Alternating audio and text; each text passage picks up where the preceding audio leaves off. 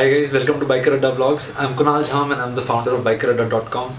And as you can see by the title of this video is about my lay ride that I did this year with my friend Daryl Almeida.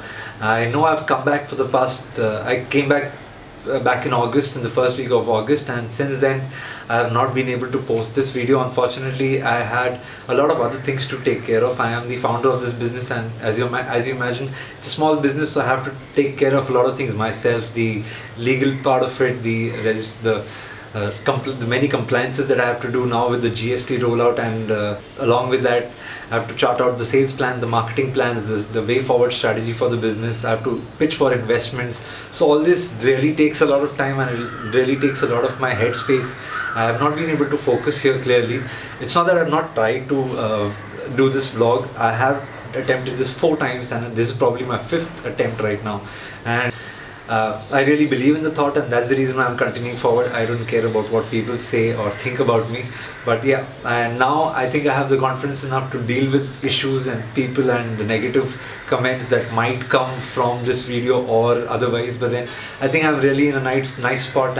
After looking at other vloggers, I've realized, not Indian but like Lily Singh or Casey Neistat, they've taken vlogging as a form of therapy for themselves. So why not me? So now let's talk about this ride that I did. This ride really meant a lot to me, the Leh ride, because for many people generally it's just going to Leh and the thrill of riding on those dangerous roads going up to Leh from Manali and coming back with those views and those experiences that they come from. But for me it's more than that, because to give you some context in terms of, because back in 2009 I did attempt this ride previously with 2 of my other friends, Gaurav and Sushant, and unfortunately that ride wasn't a success. It was a success, we managed to come back safe, so it was a success, but then the problem was that we had to come back from Sarchu without reaching Leh, so it was an incomplete ride, not a complete ride to Leh. But that's the reason I would say the right word would be, it was an incomplete. So back in 2009 it was Gaurav, Sushant and myself who had attempted this ride. Gaurav was on his Royal Enfield 500 Machismo. Sushant had a Pulsar 200. They both had bought their bikes, I think 6 or 8 months before we had gone for the ride, and I had ridden Unicorn 150cc, which was 5 years old, and there was no problem with my bike. It was an amazing experience with my bike. It was a 1 kickstart all the way. I had put a K&N air filter to account for the low oxygen in the air, and my engine was perfect, as I can say. But the challenges that we faced were situational rather than technical.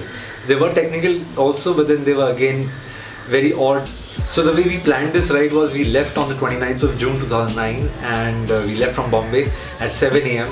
Unfortunately, I'll share a trivia with you. I hadn't slept all night because I was working in a BPO at that time, and I had a night shift, completely full night shift, and 7 in the morning I left from Bombay for Surat.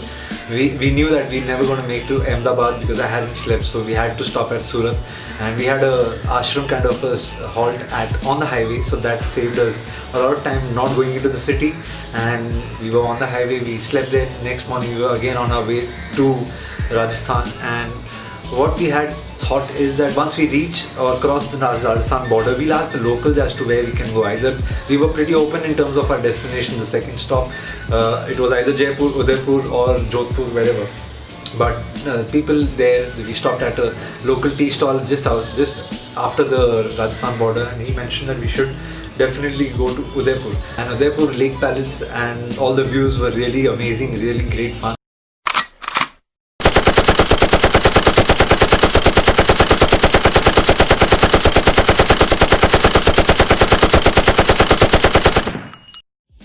But after that, we had to go to Pushkar, because we had definitely planned to go to Pushkar for one reason only. Pushkar is known for a Brahma temple. That's the only one Brahma temple in the whole world, the first and the only Brahma temple.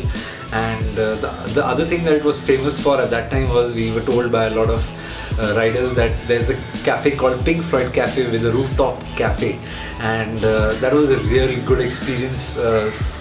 This was, I believe this was the only place in India at that time serving special brownies, I would say. So you can see the picture here and you will get to understand what I'm talking about. It was really great fun. These brownies were good fun, and it was a good experience because Udaipur to Pushkar was just a half a day ride, so we managed to utilize that half day in Pushkar and chill there. Next day we left for Delhi because we had to stop for servicing our bikes and just it's a last minute shopping, so we had to go to an army surplus store, buy 100% woolen socks for the up top mountain areas, and we had to buy monkey caps, and we had to buy gum boots. Yes, definitely we had to buy gum boots there. So we stopped at Delhi, we did our shopping for one day, and the next day we continued to Chandigarh. Sushant's dad was posted in Chandigarh at that time, so we thought we'd stop in Chandigarh and take a day. We didn't want to go from Delhi to Manali directly, that would have been a huge stretch, but we thought we'd space it out comfortably and go to Chandigarh then Manali. So we chilled at Chandigarh. The next day we left for Manali, and we reached Manali pretty late because we knew that we were going to have a lot of ghats on the way, but then we didn't realize the time repercussions that it would take on the whole itinerary that we had planned. So we reached Manali pretty late at 10 in the night, and it was very cold in the night.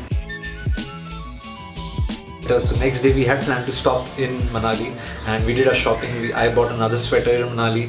We roamed around Manali. We wanted to explore the hills. This was the first time that any of us had gone there, especially riding, and that was a real fun. We had our own bikes in Manali, and we were out to explore the old Manali and the Vashisht area. That is the less touristy area, and most of the tourists stay in Manali and they chill there. So we wanted to go to some offbeat places or uncharted places. We chilled around Manali, and the next day we left from Manali at 11 in the morning. Unfortunately, this is where our troubles began. On that day, that was I think a Saturday, and there were only 2 ATMs in whole of Manali, and both were out of money. Imagine that you were stuck in Manali without any money and you have to continue. So somebody suggested that we should go to Western Union, swipe our cards and give them 10% commission and just try and leave, continue our journey. That's what we did, and we continued.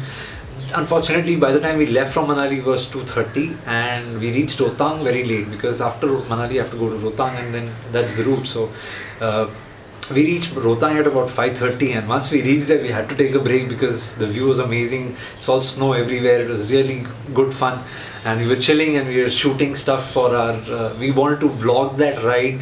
At that time in 2009, Gaurav was a student of cinematography, and he liked making films and stuff. So he and myself, we both were pretty much excited about shooting stuff and making a story out of the whole thing.